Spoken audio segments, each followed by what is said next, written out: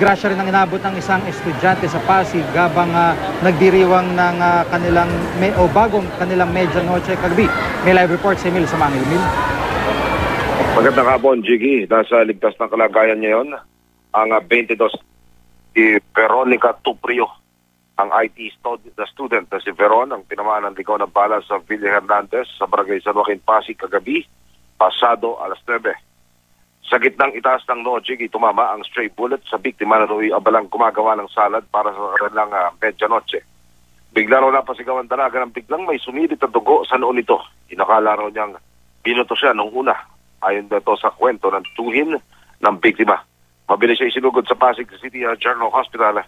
Kaninang alas 2 na madaling araw, direktorang ligtas na ang biktima.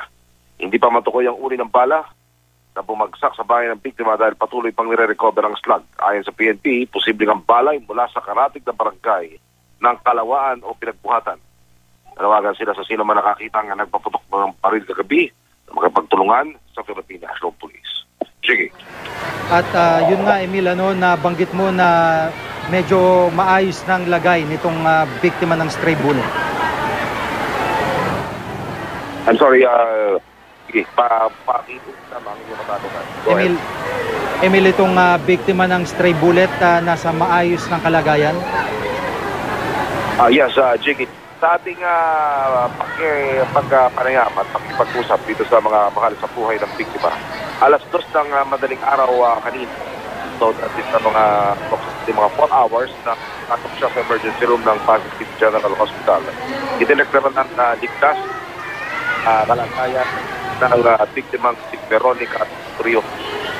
Kumbaga, sa paliwanag ng doktor ng PCGH dito sa magulang at mga mahal sa buhay ng biktima ay kaprasong sugat lamang ang naging resulta ng pagkakatama ng stray bullet nitong dito sa biktima kagabi. Wala na raw dapat ipag-alala, pero yun nga lang, sana makamit ang hustisya daw ni Veronica Tuprio habang tinutunto ng PNP Pasig ang sinasabing nagpaputukan ng baril dyan sa area na yan. Sige.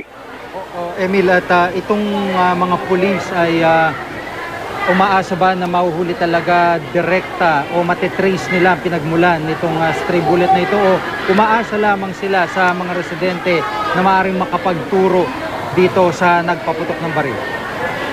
Sa naging takbo ng pagkisiyasat mula nang maganap ang insidente kagabi, umaasa ang Pasig Police sa isang bagay pa lamang ngayon, yung kwento at yung impormasyon na magmumula sa mga residenteng nasa karatig na barangay nga ng Kalawaan at Pinagbuhatan.